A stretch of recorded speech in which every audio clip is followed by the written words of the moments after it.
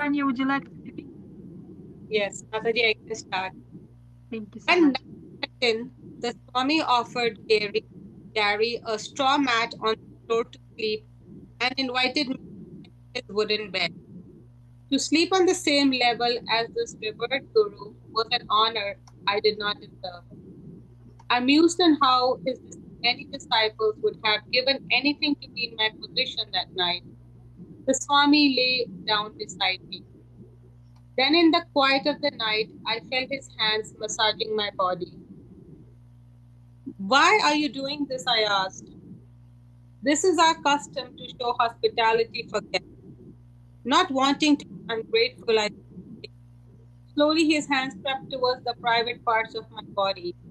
My mind swam in a whirlpool of apprehension. Confused, I pushed his hand away. After a few minutes, his hands snaked downward again. Again, I pushed them away. Please do not massage me. I don't like this. He whispered into my ear, I'm giving you God's blessing. It is not me that is doing. I'm simply God's instrument. You must not resist. The room was dark and hot. I lay there. What if I disappoint him? He might punish me. I thought of Vasudev and his unfortunate expense with a corrupt guru. Or maybe have a yogi, or maybe have yogic powers. Each time a man tried to grope me, I pushed his hands away. Was this really a custom for showing hospitality? His aggression increased with each faith attempt. Now he was panting with passion and becoming more forceful. He wouldn't take no for an answer. Incited, I was on the verge of smashing him with my fist, but I restrained. How could I fight a Swami? Is this what a sadhu should do? And what would his disciples do to me if I did? Perspiring profusely in the sweltering humidity of the monsoons, I lay there and prayed to be saved from this horrible situation. Then I made up my mind. Shoving him away, I jumped to my feet. Infuriated, he embraced me tightly. But I wriggled my way out, pushed him away, and fled. Gary, meanwhile, slept peacefully through the whole ordeal. I rushed into a deserted lane in the late night and was free. From a safe distance, I spied on the Swami through the open entranceway, making sure he did not offer any of his hospitality to Gary. Like a watchdog, I stood guard, ready to come to Gary's aid if required. Standing in the shadows of night, drenched by a monsoon downpour, I remained awake until dawn. In every spiritual path, there are those who are true and those who are false. Saintliness is not determined by one's title, dress, hairstyle, or place of residence. This man, for example, had the title of a Swami, a shaved head indicating he had renounced worldly pleasures, and the robes of a sadhu. He was a scholar of scripture, the high priest of a temple, and the guru of many disciples who revered him. Yet he tried to exploit me to satisfy his own carnal desire. Real saintlessness should be understood by a person's behavior. Exerting one's spiritual authority to exploit the innocent is a grave injustice. I pray this incident would not create doubt in my mind towards the sincere devotees.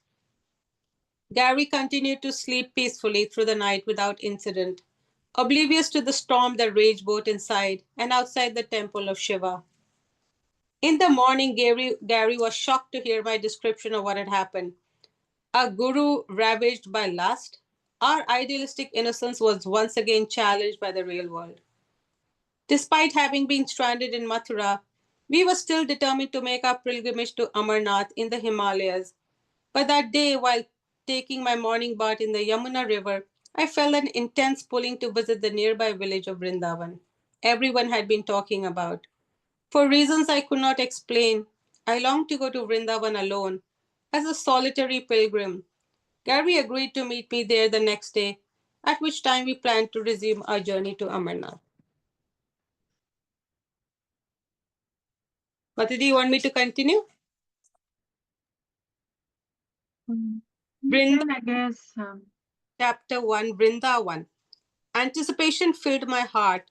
With each step I trod on the 8 mile stretch, I was thrilled. Lining the asphalt road were huge tamarind trees and spacious fields. A bullock cart overloaded with straw passed slowly by its wooden wheels creaking, while the team of oxen strained, snorting foam from their nostrils and crackling their hooves over the asphalt. A jalopy of a bus approached from behind and halted. The door swung open, and the driver, beaming a semi toothless smile, beckoned me to climb aboard for a free ride. How could I refuse such hospitality? The driver wore the visible markers of a religious life, a shaved head with a tuft of hair at the back, and sheet of cloth wrapped around his waist. When we arrived in the town of Vrindavan, I asked him where the river was, and he pointed the way. A few steps later, a farmer stood blocking my path, his palms pressed together in supplication. Gleefully, he exclaimed, "Welcome to Vrindavan. Whoever comes here is Lord Krishna's special guest." Clasping my hand, he effused, "I am a Vrijbasi, a resident of Vrindavan. It is my duty to make you happy. Let me arrange food and accommodation for you." "Thank you very much, but I'll be happy to sleep on the bank of the river and beg for food." Casting his head down, he grew desperate. "Please accept my humble service. If you do not, how can I show myself before my Krishna?" His humility was too difficult to deny. I instantly loved this Brijvasi, feeling him to be a family member, welcoming me home. He arranged my stay at the ashram of an old blind Swami and departed. Hare Krishna, Mataji. Thank you so much for reading. Mataji Lakshmi Jai is sharing the screen now, so we can ask somebody else as well to read. Thank you, Mataji Lakshmi Jai. Divya Gaurangi, Mataji, would you like to continue? Hare Krishna. Yes, thank you, Mataji. That afternoon, I left behind the crowded ashram to roam into one of the lush forests of Vrindavan. As I walked, I presented my feet into the soft, fine sands, strolling among ancient trees whose trunks swirled upward, each one cloaked with white, orange, and yellow flowers and shining green leaves. A sweet lowing attracted my eyes to a herd of white cows grazing on the shrubs. With wide glistening eyes, they gazed at me as if they had always known me. Strangely, I felt the same for them. I walked on. A startling, protracted caw rang out, and I turned to see a peacock. The plumes of his brilliant tail fanned out and his iridescent neck moving gracefully back and forth. Next, a deep, resonant drew me to a huge white bull that loped along the pathway, chewing lazily on scattered shrubs. Looking up into the trees, I saw a flock of bright green parrots with curving orange beaks and bright red eyes. They chattered to one another, took note of me, and then soared off into the sky. Monkeys with brown fur, pink faces, and green eyes swung from branch to branch like mischievous children, all the while screaming chee chee through the treetops. I could hear the rumbling of monsoon clouds, perfumed by blossoming flowers. The breeze carried a cool mist that caressed my skin. But all but of all of the lovely sights and sounds, it was the song of devotees chanting hands that most lifted my heart. Small girls balanced clay water pots on their heads as they sang Radhe Radhe and danced down the sandy pathway lined with forest, shrines, ashrams, and thatched houses. I followed the children until we reached a clearing. There I beheld the river Yamuna, winding with a gentle majesty through the forest.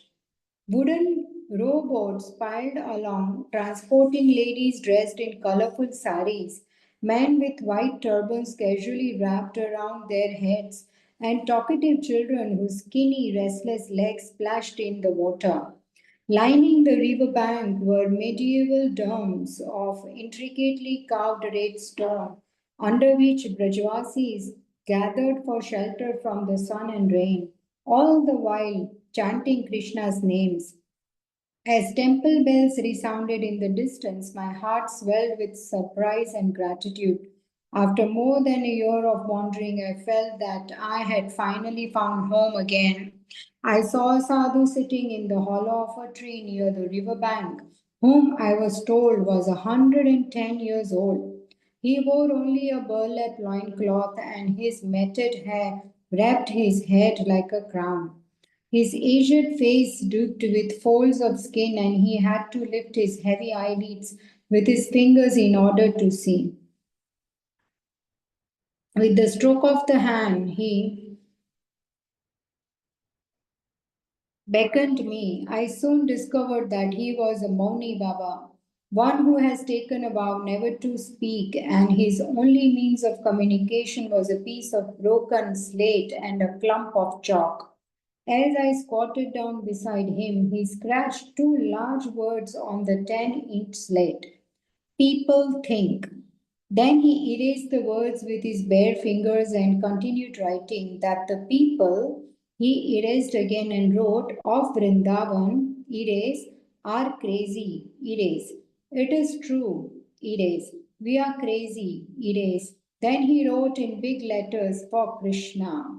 This too he erased, then wrote again in sections. If you stay here, you will become crazy too. Then he smiled as if he knew something I didn't. Hare Krishna. Thank you, So Hare much. Krishna. Thank you. Mataji Kiara, are you available to read?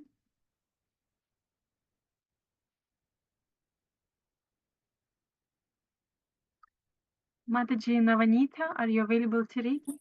Hare Krishna Mataji, Dandavat Pranam. The next day, Gary and I met again. With huge festival crowds congesting the town, Gary longed to escape to a quiet place in the Himalayas. But the mystical forest of Vrindavan was pulling me, and I decided to remain a few more days. Gary would go on ahead. We agreed, and in 5 short days, we would meet at the Brahma Ghat in Haridwar to carry on our pilgrimage to Amarnath. Sure, we would see each other soon. We said goodbye easily. In those few days, I saw no foreigners in Vrindavan. Indeed, it appeared that Vrindavan's charm was hidden from the West. I rejoiced, for I had observed that when Westerners frequented any place in India, commercialism tended to spread like an epidemic. Affected by the atmosphere, a longing to learn about Krishna awakened in my heart. Since that day, they had been stolen from me on a Delhi street corner. I no longer had any books to refer to. When I asked a local man where I could find books in English about Krishna, he directed me to the Ramakrishna Hospital. Reaching the neatly kept one story building, I entered and inquired about books. Nurses and housekeepers stared curiously. They brought me to the director of the hospital, Shakti Maharaja, a disciple of the famous yogi Sri Ramakrishna. Just then, a mutilated woman was hurried in. She had been hit by a bus right outside the gate and was a bloody mess. The staff frantically assembled to save her.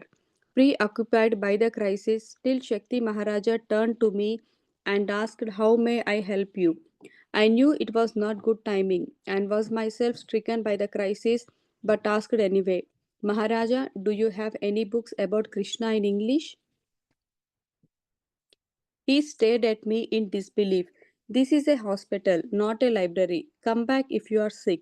I'm sorry, I will go. He reached out and touched my forearm. No, stay, he said. Offering me a seat, he promised to return in a few minutes. When he returned, he drew a map and explained, you should go toward the temple of Madan Mohan.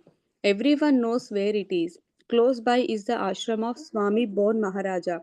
They will have English books. I Hare followed the Krishna. map, walking along various roads and pathways.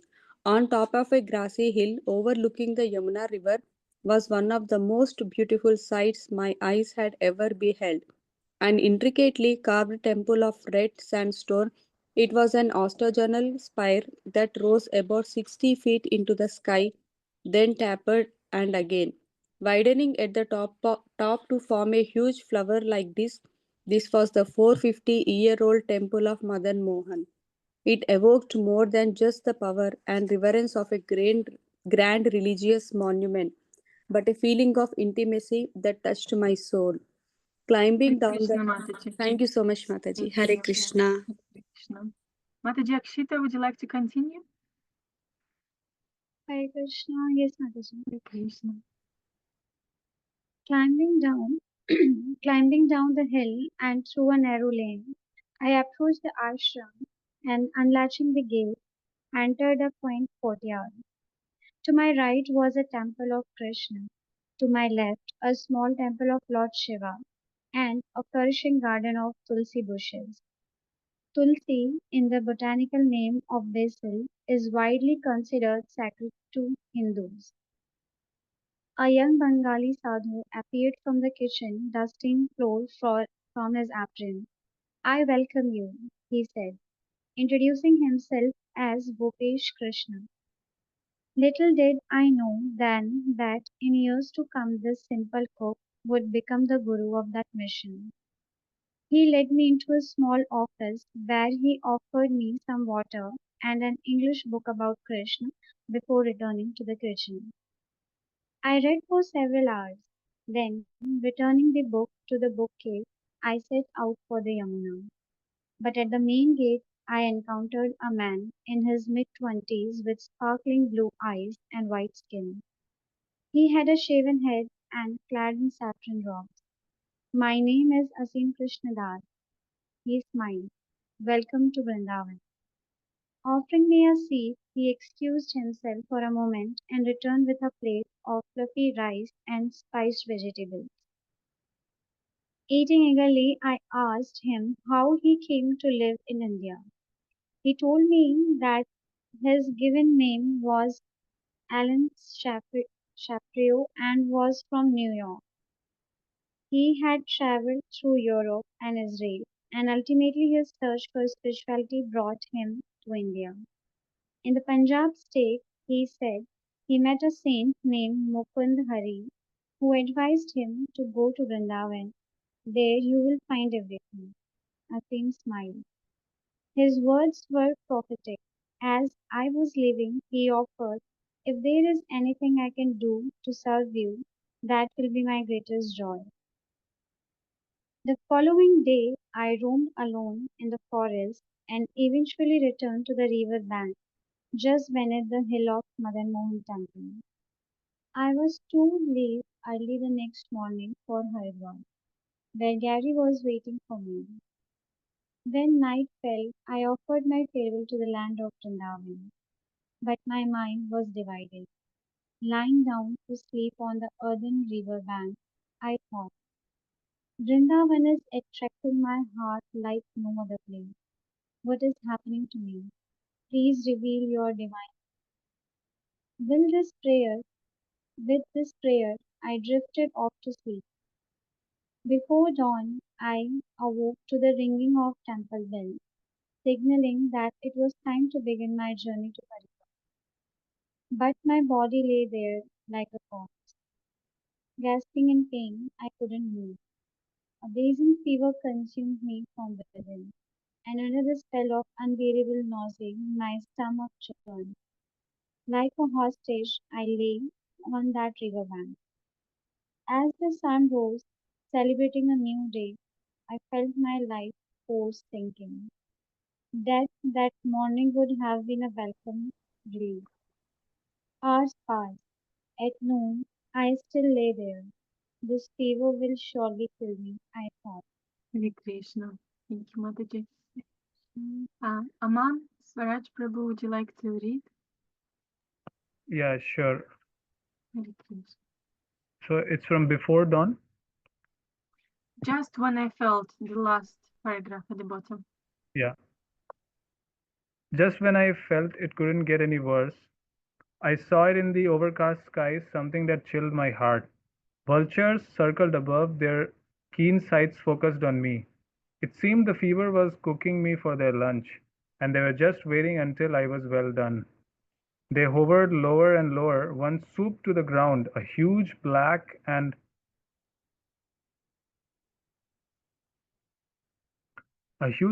white bird with a long curving neck and sloping beak. It stared, sizing up my condition, then jabbed its pointed beak into my rib cage. My body recoiled, my mind screamed, and my eyes stared back at my assailant, seeking pity. The vulture flapped its gigantic wings and rejoined its fellow predators circling above. On the damp soil, I gazed up at the birds as they soared in impatient circles. Suddenly, my vision blurred and I momentarily blacked out. When I came to, I felt I was burning alive from inside out. Perspiring, trembling, and gaping, I gave up all hope. Suddenly I heard footsteps approaching.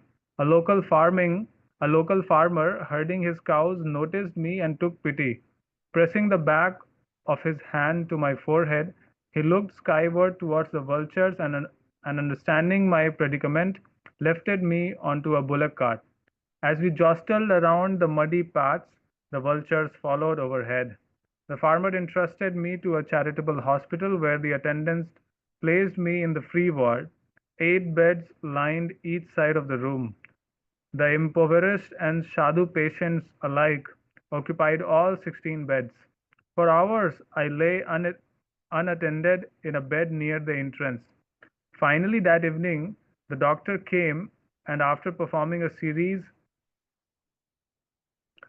of tests, concluded that I was suffering from severe typhoid fever and dehydration.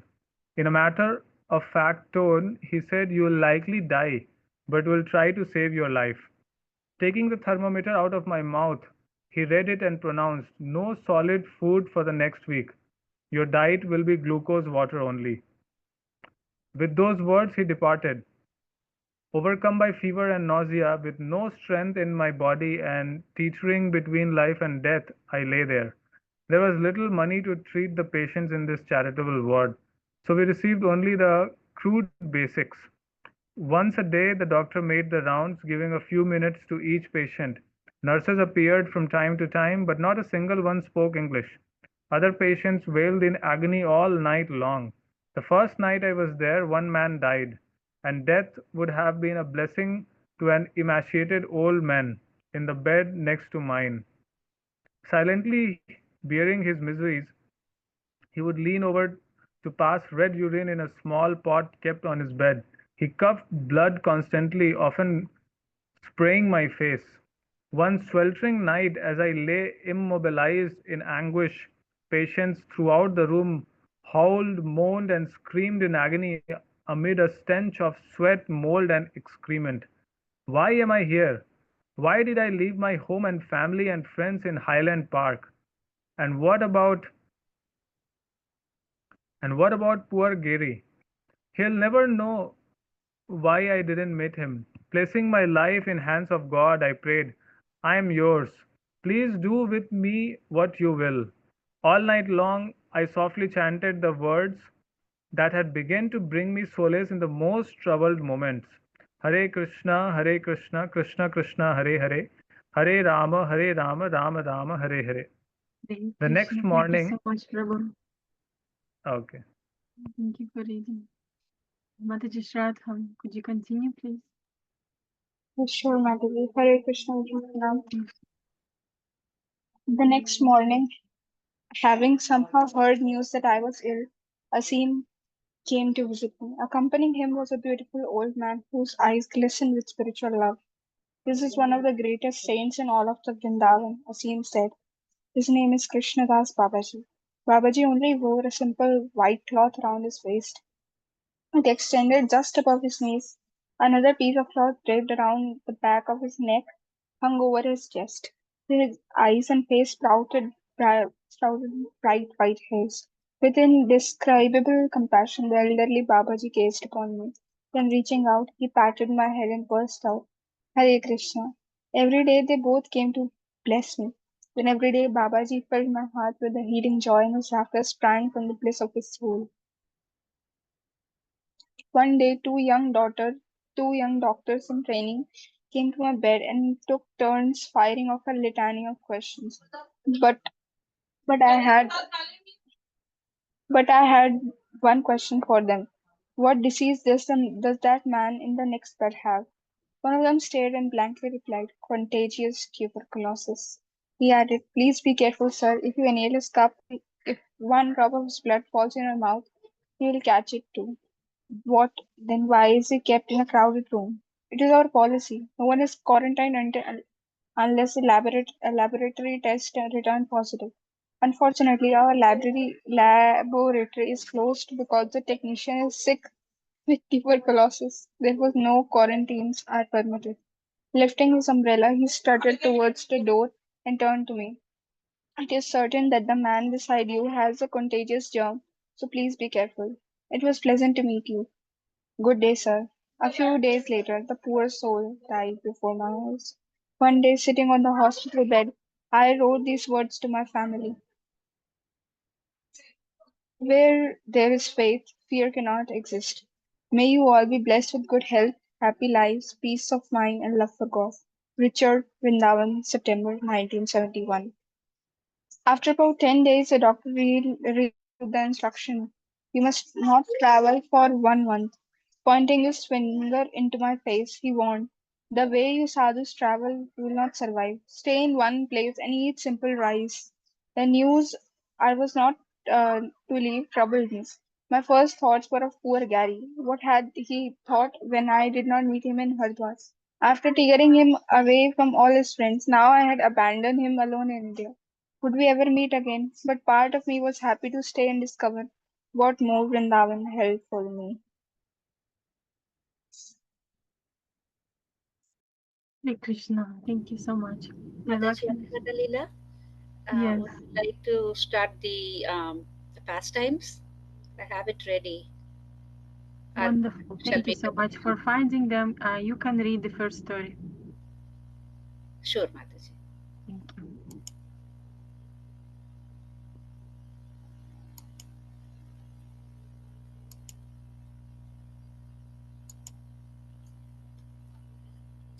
Radhanath Swami's service attitude is beyond compare. Can everyone see the page? Yes, Yes, Mataji. we can Yes, see. Mataji. The vehicles honked and spewed out black clouds of exhaust. Pedestrians peacefully crossed the busy street, zigzagging through the sluggish traffic. Malls, swarming with customers, lined the sidewalk. We were at Connaught Place, one of the largest financial, commercial, and business centers in New Delhi.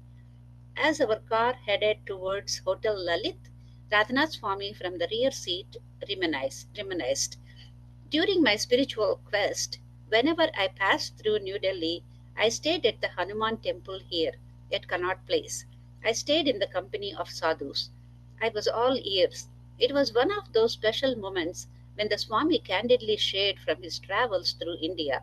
Radhanath Swami continued, it is my desire to walk through these streets again. After a thoughtful pause, he added, somehow I never get to do what I want to do. Hearing that, I felt pained. Perhaps in this visit I hoped there was a chance for him to fulfill his desire. The next day, he was scheduled to deliver the keynote and inaugural address at the All India Management Association AIMA Second World Marketing Congress. I supposed that the conference would get over by 11 a.m. since our flight was at 2 p.m. There was a free slot, sufficiently big for a stroll through Connaught Place. The next day, things didn't work out as I had expected. By the time the Swami got out of the conference hall, it was late. We had to rush to the airport. Our next destination was Rishikesh, where he was invited for several talks at the International Yoga Conference. While at Rishikesh, I reread Radhanath Swami's autobiography, The Journey Home, to further explore his connection with Connaught Place. Apart from what he had disclosed in the car, I discovered one more connection, an intimate one. It was at Connaught Place that he first saw a painting of Lord Krishna. The passage in The Journey Home read, designed by the British, Connaught Circus was laid out in an immense circle surrounding a spacious park. Exploring the enclosed walkway, my attention was drawn to a hand painted sign that read S.S. Brajbasi and Sons Religious Artwork. Stacked on the sidewalk were hundreds of 8 by 10 prints. For about an hour, I sat on the sidewalk searching the selection. Among the pictures was a beautiful woman with 8 arms holding swords, choppers, and spears and riding on a lion. Then a fantastical, somewhat pudgy man with the head of an elephant who was sitting on a mouse. I came across a magnificent monkey wearing a crown whose eyes shone with devotion. As I rummaged deeper through the stack of prints, I discovered a person with a dozen heads, each of a different species and multiple arms. Suddenly, from out of the stack of prints appeared a personality that attracted me like no other. He had a bluish complexion, wore a peacock feather in his crown, and played a flute while posing gracefully beside a river. Behind him, a white cow stayed lovingly, and a full moon bathed an enchanted forest in pearly light. Spontaneous tears filled my eyes. The person in the picture seemed to fill my very soul. Why was this happening to me? I felt him calling me, but how? It was only a painting, and of a fantastical person I didn't even know. His name was written on the bottom in an ancient alphabet I couldn't read. I gave whatever money I had to the shopkeeper, but it was not enough. He smiled and gave me the picture anyway, a picture that I would not part with during the rest of my travels. Who was this picture in the image? For a long time, that was to remain a mystery. After, after our 4 day stay at Rishikesh, we were scheduled to return to Mumbai. And during transit, we were supposed to change flights at Delhi. As I packed the bags for the journey, Radhanath Swami asked, "Will it be possible for me to visit Kannada Circus during our transit through Delhi?" "I will work out the logistics and let you know," I replied. I hurriedly called a contact in New Delhi. The person said it was possible. So it was planned that after alighting from the flight at New Delhi airport, Radhanath Swami would collect the train ticket from my contact waiting outside, take the half-hour train ride to Connaught Place, walk through the streets there, and then return back to the airport to catch the flight to Mumbai. We landed in New Delhi at 1:45 p.m. The connecting flight to Mumbai was at 5 p.m. Things were going as per plan. But as I dialed the number of my contact who waited outside the terminus, Radhanath Swami interrupted. "Should I really go? Tomorrow is the Gaura Purnima festival, and I have to discourse. I might well use this time for preparing." What could I say? For him, it was duty calling again. Thousands in Mumbai would be visiting the temple the next day to attend the birthday festival of Lord Chaitanya, and his lecture was the sought after inspirational event for the attendees. We searched for a quiet place, and Radhanath Swami poured over the Chaitanya Charitamrita, the biography of Lord Chaitanya, whom the Gaudiya Vaishnavas believed to be Lord Krishna himself. At 5 p.m., we boarded the flight that brought us back to Mumbai. The next day, Radhanath Swami discoursed 4 hours non-stop from the Chaitanya Charitamrita as thousands listened in rapt attention. Later, many proclaimed this to be one of the most inspiring festivals of their life. As I listened to them, I was distracted by burning questions. When is the next time we will pass through New Delhi? And even then, will Radhanath Swami again sacrifice his personal desires for the sake of service? Here is one more incident that occurred when we were at Kanpur. Mataji Anuradha, would you like to read this one? It's okay, Mataji. You can continue. Thank you so much. Okay.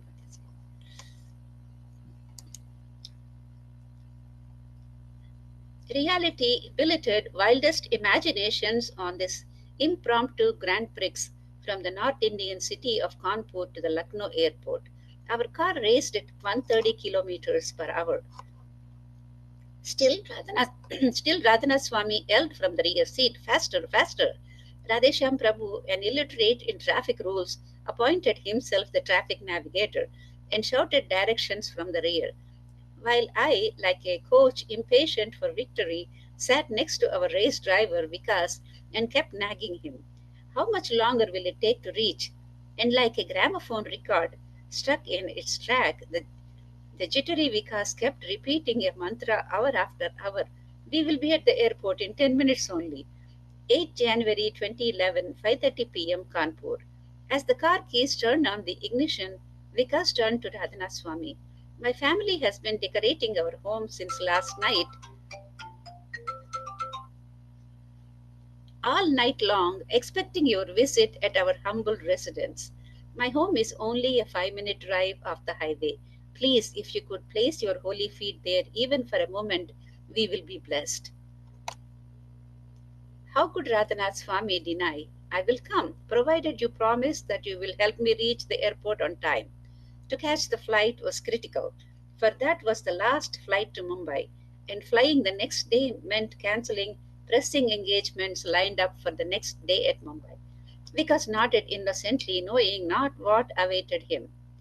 At Vika's home, we were cordially greeted, but after a while it was time to leave. The whole family saw us to the gate and bid us a fond farewell. Yet the families concerned that we reach the airport on time continued to follow us. After 7 p.m., while the Grand Prix was at peak, the family called Vikas every 5 minutes with the same question. I was bothering. Vikas, with how much longer?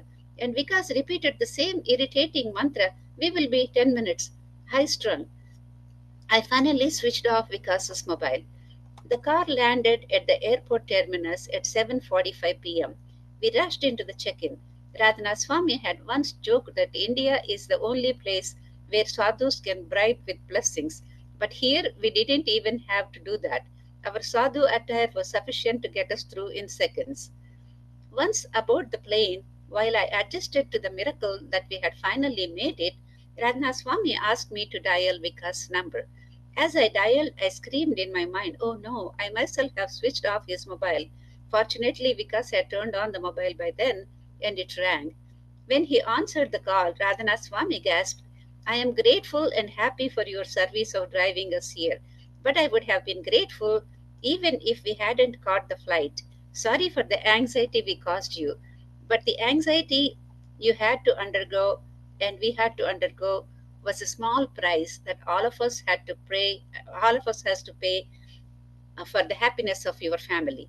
Yet another incident that exemplifies the Swami's extreme service attitude occurred in 2005 when he guided a few wealthy families of downtown Mumbai around Govardhan Hill in New Vrindavan.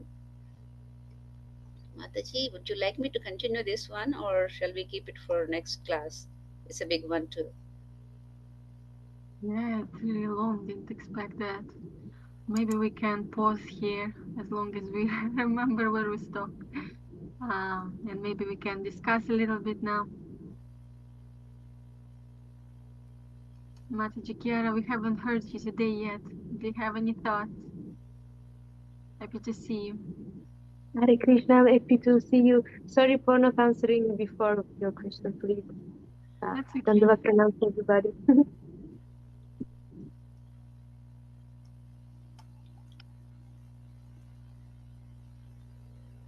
Dear devotees, do you have any thoughts, realizations regarding what you read today?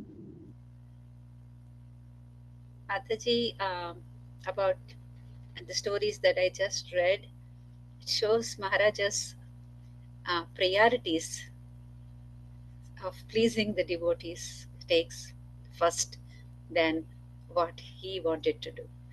So, in both the incidents that I read, it was like first thing he did not want to go to the Kannaught circus because he had to please the devotees at the Gaur Purnima festival. And then the second time, he wanted to please Vikas Prabhu's family. And it's like he is taking all kinds of inconveniences and stress, but he is always trying to please everyone, keeping himself aside. That's what it is.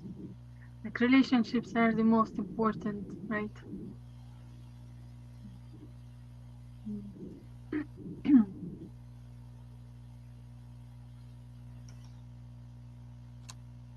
Mataji Tanya, would you like to share anything? Tanya Mataji. Hare Krishna. Yeah, I was looking for my to unmute.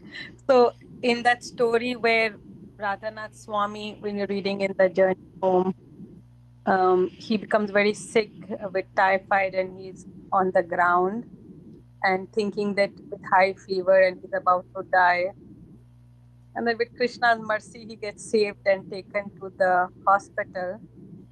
And although he was next to a person who has contagious tuberculosis, which as a doctor, I would say he would have definitely caught it because one, his immunity was very low. He was sick. And two, he had come from the US. He had not been vaccinated with BCG. And the fact that that person died next to him, but because of the visiting of the sadhus who blessed him, he did not get tuberculosis, which would have completely destroyed him. So it's all Krishna's mercy. Obviously, he was very worried about the person next to him. But I think what saved him was Krishna's mercy, blessings of the sadhus, and he was there for a higher purpose. So that was that was pretty amazing to see. And even in that moment, he was chanting Hare Krishna. Yes, he was Hare Krishna Mahamantra, definitely protected him. It acts like a shield around people, and in that moment they are protected. So it was just power of the Mahamantra and the faith he had. And what I thought another thing that was really amazing was although the sadhu who was trying to molest him did not completely, anybody else would have packed their bags and left. He could have thought that all sadhus are fraud and this is not real, especially somebody who's coming from another continent, not knowing what they are like. It could have deterred him and he could have just left. But the fact that he still had his faith kept him going, that okay, he understood that I should not judge all sadhus by just one. That is really, really amazing. As such a young person, anybody in his place would have just run back. So his resilience to know the truth, and he was being tested again and again with ill health, somebody trying to molest him, cheat him, everything, he just persevered, which is very, very unlike any normal person would endure. The kind of pain that he endured for his journey here is not something mild or to be taken mildly. The fact that he endured that shows his determination, and that's what got him to where he is today. So Krishna tests us during times, little things happen and we get so disturbed. And it's such an inspiration to see him continue through his path of search for truth in spite of so many obstacles that came. It's really amazing. It's just unbelievable and very inspiring. Thank you, Mataji. That's all I can say. Thank you so much. Yeah. Thank you for glorifying our Guru Maharaj. Thank you again, Mataji Lakshmi Vijaya, for despite any difficulties, you still helped us and we're all able to read. It was not planned for you to share the Sorry, screen Mataji, I today, was but unprepared because Shreyas Prabhu said he will share, so I did not prepare I myself. know. Otherwise, I would have kept it But, ready before the meeting started. but you managed still. Thank you so much. I really appreciate your help always. Thank you, dear devotees, for joining today. It was wonderful to be in your association. Thank you. Panchakalpatarubhyascha kripasindhubhyeva cha patitanam pavanebhyo vaishnavibhyo namo namaha. Nantakoti Vaishnava Vrinda ki jai. Shri Prabhupada Jai, ki jai. Guru Jai, Maharaj ki jai. Jai. Jai. Thank you, sir. Thank you so much, sir. Thank you so much, Mataji. Hare Krishna. Thank you Dandavat so much, Mataji. Mataji, Hare Hare Krishna. Krishna.